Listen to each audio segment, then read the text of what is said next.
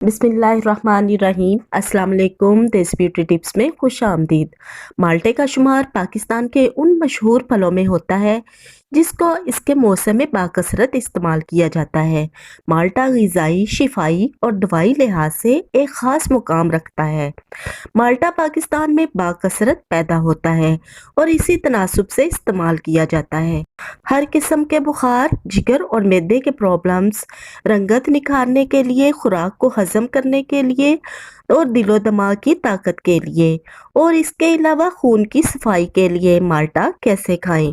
اس کے علاوہ کون سا مالٹا کھانا چاہیے اور کون سا نہیں، ایک وقت میں ہم کتنے مالٹے کھا سکتے ہیں اور کن بیماریوں میں مالٹا نہیں کھانا چاہیے، یہ سب جانیے آج کی ویڈیو میں۔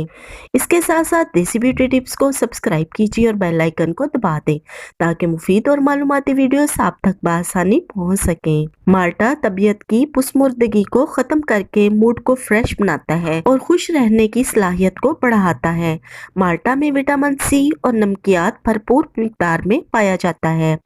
مالٹے کو تمام عمر کے لوگ بڑے شوق سے کھاتے ہیں۔ اپنی غذائی تاثیر کے لحاظ سے قوت بخش ہے۔ مالٹے کا رس ہاضم ہے اور جسم کی قوت بڑھاتا ہے، بدن کی اصلاح بھی کرتا ہے، دل و دماغ اور معدے کو طاقت و فرحت بخشتا ہے۔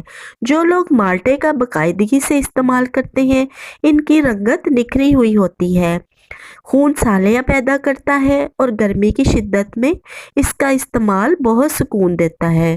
طبیعت کی گرمی کو دور کرنے کے لیے یہ ایک قدرتی ٹونک ہے جس کا استعمال ہر فرد کو کرنا چاہیے۔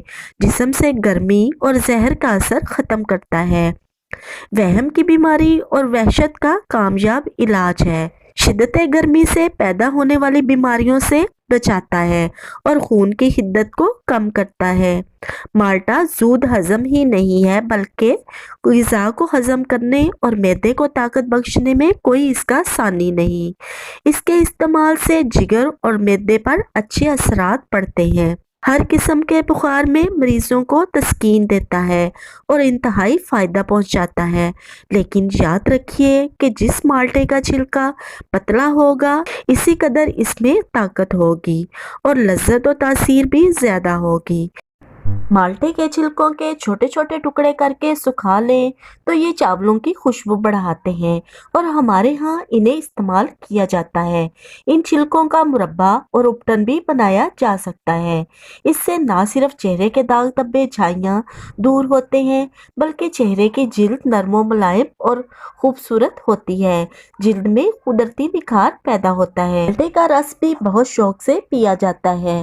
ایک وقت میں 10-15 کی مقدار میں مالٹے استعمال کیے جا سکتے ہیں۔ البتہ نزلہ زکام، کھانسی اور گلے کی بیماریوں میں مالٹا استعمال نہ کیا جائے کیونکہ اس حالت میں نقصان دے سکتا ہے۔ ترش مالٹا بھی استعمال نہ کریں۔ امید ہے یہ معلوماتی ویڈیو آپ کو پسند آئی ہوگی۔ ویڈیو کو لائک شیئر کرنا مت بھولیے گا۔ ملتے ہیں ایک نئی ویڈیو کے ساتھ۔ اللہ حافظ۔